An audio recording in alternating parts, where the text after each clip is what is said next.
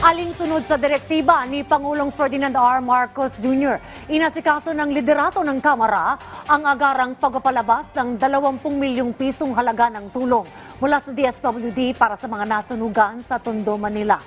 Sa mga video at larawang, makikita rin ang naging pamamahagi ng pagkain at iba pang tulong ng opisina ni House Speaker Martin Romualdez, katuwang ang tingog party list para sa mga biktima sa lugar. Ayon kay Speaker Romualdez, nasa 10,000 piso kada pamilya ang hatid na ayuda ng gobyerno para makatulong sa kanilang pagbangon mula sa trahedya.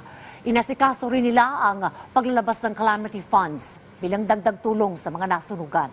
Sa hiwalay na pahayag, nagpasalamat naman si Manila 1st District Representative Ernesto Junicio Jr., kina Pangulong Marcos Jr., Speaker Romualdez at DSWD Secretary Rex Gatchalian sa mabilisang pag-agapay sa mga apektadong residente sa kanilang distrito.